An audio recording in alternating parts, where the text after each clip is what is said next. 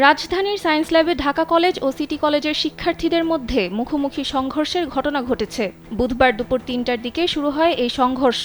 এ ঘটনায় আহত হয়েছেন বেশ কয়েকজন শিক্ষার্থী ও পথচারী। জানা গেছে, সিটি কলেজের শিক্ষার্থীরা কলেজের ভারপ্রাপ্ত অধ্যক্ষ এবং উপাধ্যক্ষের পদত্যাগ সহ ৭ দফা দাবিতে সড়ক অবরোধ করেন।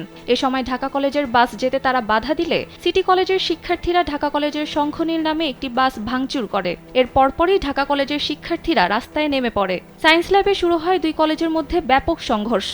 এক পর্যায়ে সড়কে যান চলাচল বন্ধ হয়ে যায়। এ ঘটনার পরপরই পুলিশ এবং সেনাবাহিনী ঘটনাস্থলে পৌঁছে পরিস্থিতি নিয়ন্ত্রণের চেষ্টা করে। বাংলাদেশের একমাত্র মাল্টিন্যাশনাল টাইলস ব্র্যান্ড আরএকে সিরামিক্স।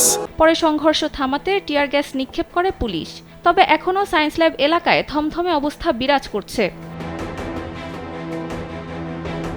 এর আগে ২৮ অক্টোবর সিটি কলেজের ভারপ্রাপ্ত অধ্যক্ষ এবং উপাধ্যক্ষের পদত্যাগ সহ ৭ দফা দাবিতে আন্দোলন শুরু করেন কলেজটির শিক্ষার্থীরা। পরে কর্তৃপক্ষ ২০ দিন কলেজ বন্ধ রাখার পর ১৯ নভেম্বর কলেজের একাডেমিক কার্যক্রম চালু হয়।